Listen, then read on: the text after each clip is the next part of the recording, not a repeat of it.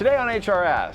The African Caribbean American Foundation is hosting the first annual Virginia Beach Carnival this weekend. Get the details in today's Community Connection.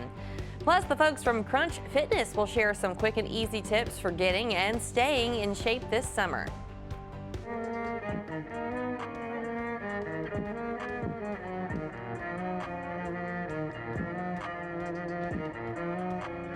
Combining classical and pop music and a mission of Maestro, the cellists get to know him in today's Wreck on the Road. The Hampton Roads Show starts now.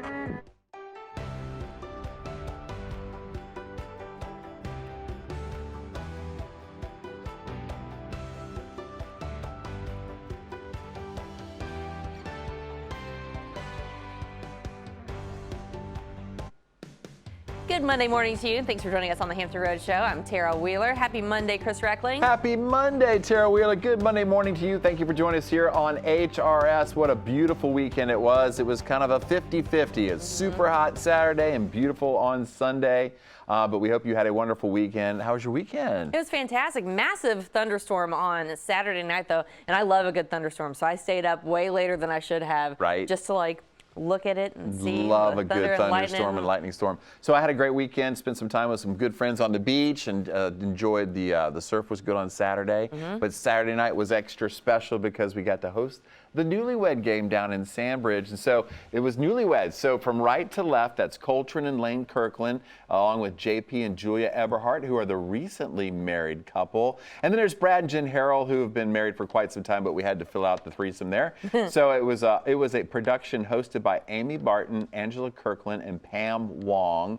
And it was just so much fun. What were some of the questions you asked them? Well, like if you, what 2 items would you find in your wife's pocket purse? Okay. It got a little bit dicey there too. Like, what does your significant other wear to bed? Oh. And where was the strangest place that you made whoopee? Oh my goodness. Well, you had to say whoopee because that was the catchphrase for the newlywed game. How was your weekend?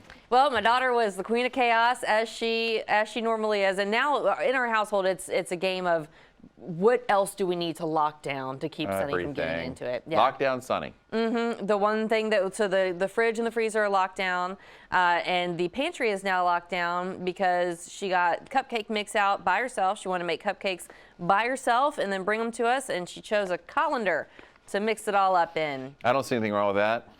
Nope. And then she was just devastated that we didn't have another pack of cupcake mix. And I mean, that one, you can see she didn't just put the mix in there. Like, she added water, she put a lot of stuff in that colander and made a great big mess. So now she's locked out of the pantry. But we had a stick of butter softening next to the stove. It was the one thing that we didn't think of, and she spread it all over her brother, and her baby brother, in the 5 minutes we left her alone this morning. So I came downstairs, had that to contend with. What do we do? I hope you write all these down and use these later in life, because these are all learning moments for not just her, but you as well as a parent. Oh, she's a challenge, isn't she? Awesome stuff. Thank you guys for joining us here on HRS. Let's get right to the buzz, see what people are talking about around Hampton Roads. So today is National Sour Candy Day.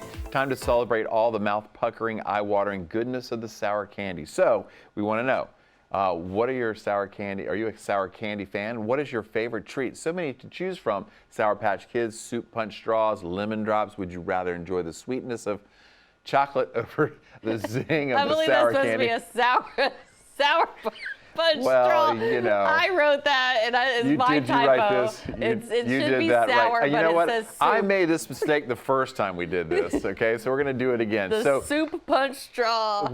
So what tickles your taste buds? Are you more of a sour or savory type of person? It all looks good to me. That's a little too soury right there. Some soup punch straws. Soup punch straws. That's what I was craving when I was pregnant with Sunny. Maybe that's why she's such a literal Sour Patch Kid. Yeah, she's a sour one. But she has her moments of sweetness. Yeah, she is a Sour Patch Kid, and maybe it's my pregnancy diet. My cravings became her personality. Yeah. Sour Patch Kids. Could be. Normally I wouldn't go for sour candy, but it was a random pregnancy craving I had with Sunny. Normally I'd go more the chocolate route. Okay, if you were going to the movies and you're at the movies, what candy would you have? Chocolate? Yeah, probably chocolate. But Milk like Duds, a Snickers bar isn't usually what Snicker you have bars. at like the movie theater. You'd have like goobers or goobers, whoppers. raisinets, whoppers, something like that. Okay, so do you like to combine both sweet and savory? Yes. You like Kevin Sharkey does that bacon jam with peanut butter brownie. Yummy, right? So good, yeah. I love, when you have the popcorn mix and it's got, chocolate-covered peanuts in there and all that fun stuff. Yeah, I'll Sweet go and for savory, digging it. That's awesome stuff right there. So let us know what you prefer, sweet or sour candy, and those soup punch straws. Thank you for getting me. You got me not just once but twice with that. Just envisioning someone with like chicken noodle soup broth drinking it through a sour punch straw. That's where my brain's going now with the soup punch straws. He'll read whatever's in the teleprompter first. Yep, especially on a show like this. Go ahead. Hey, also coming up a little bit later in the show, we're going to meet a musician who's combining current beats with a classical instrument. So in today's Buzz, we want to hear about your musical talents. Do you play an instrument? Is it something unique? Did you grow up performing, play in your high school band or beyond? Is it something you still enjoy? Are there any instruments you wish you could learn to play? How important is music and performing to your life? Let us know in the Buzz. I have been for years dedicated to the oboe. I've been. You didn't know this about me, I but did not. I can play the heck out of an oboe. Yeah? I mean, a mean oboe. But not just classical, but I can do some like rock and roll oboe. Rock and roll oboe. Rock and roll oboe. You've been hiding this from us this entire time. I know. And not just that, but I play the heck out of a didgeridoo. Yeah. Not everyone can say that, so. I'm good with the didgeridoo. Robo. How about you? What do you got? What kind of musical interest are you? I mean, you played the piano, right, when you were a kid? Yeah, I played the piano. Did a little Tchaikovsky? No. Beethoven? I wasn't that good. No? I was okay. Okay. Yeah. I played the French horn for 1 year in 6th grade. But the band at my elementary school did not have that great of a budget, and the whole bottom part of the French horn was like smashed in. Like it looked like someone had just dropped it over and over again. Did it make that sound, that kind of sound to it, or I feel like my poor performance on the French horn was more instrument related than my challenge. Oh yeah, it wasn't you. That's good. You had a built-in excuse. I can still like taste and smell that French horn. Like it was, you know what I mean? Like Something about that brass taste. Yeah. Old used. Yeah, that's French the way horn. the oboe is for me. The reed instruments. So what we should do is we should get together. We should do oboe and French horn together. We should get the band back together. You know what I mean? Yeah.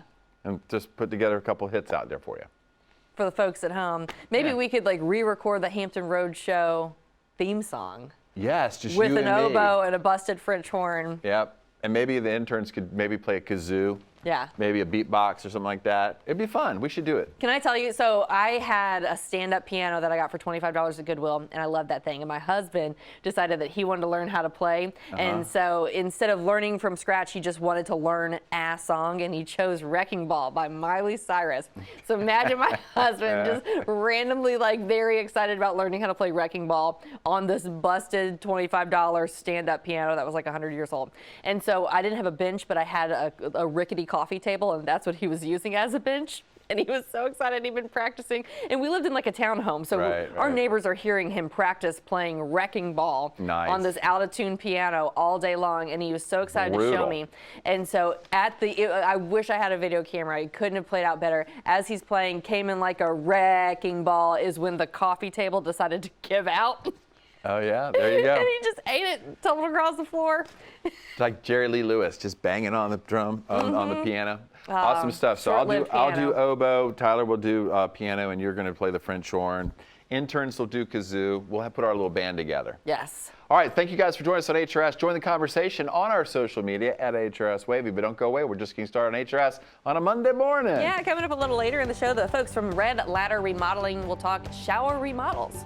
And Talisha Thompson and Ann Okafe are here from the Iowa-wide Suffolk Department of Social Services. After this quick break, we'll sit down with them and we'll talk long-term care services they have to offer adults.